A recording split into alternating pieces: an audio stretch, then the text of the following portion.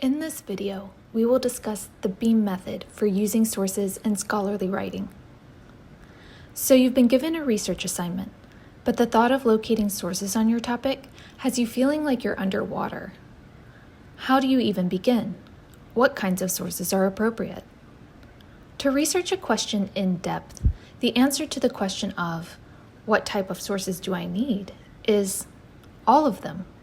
For any research project, you need a variety of sources, both in type and point of view, in order to fully, or even partially, explore a research question.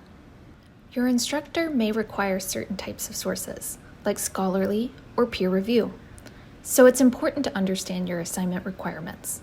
However, it may also be helpful to think about at what stage of the research project a source may be useful, as well as how to apply it.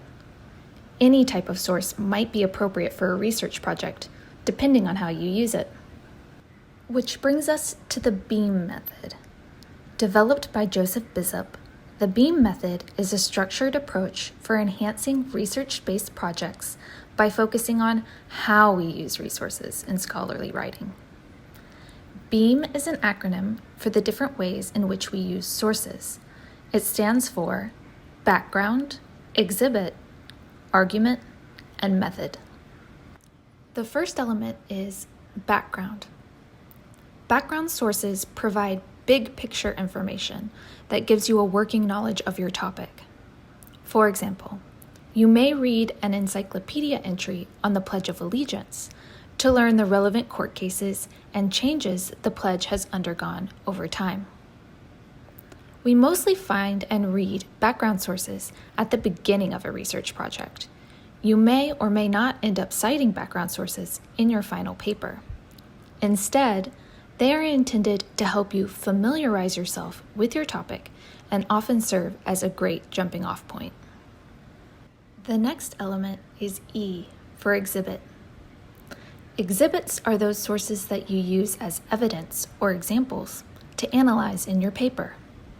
For example, for a counseling paper, your exhibits may be data or results gathered from a specific study. Or, for a business paper, it may be financial information found in a company's annual report. Where you locate exhibits depends on your discipline and the type of paper you are writing. However, they tend to be primary source material and can often be found in scholarly journals and books. Next is A for argument. As the name suggests, this is where you will use a source primarily to engage with its argument. Argument sources can support your own stance, offer a bigger picture of an issue, or suggest alternative answers.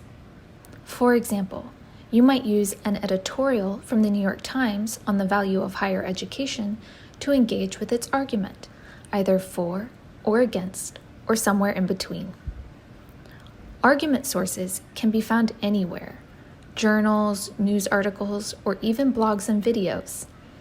The important thing is that you evaluate and engage with it meaningfully and that it is relevant to your topic. Finally, we have M for method. Method sources are works that provide a lens through which you can analyze your own topic.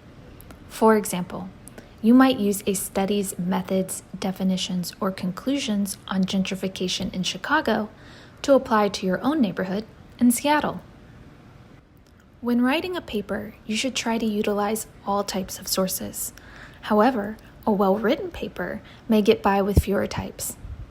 In general, it's important to realize that no one source will meet all of your needs, and that your specific research needs may change over time as you read and learn more about your topic.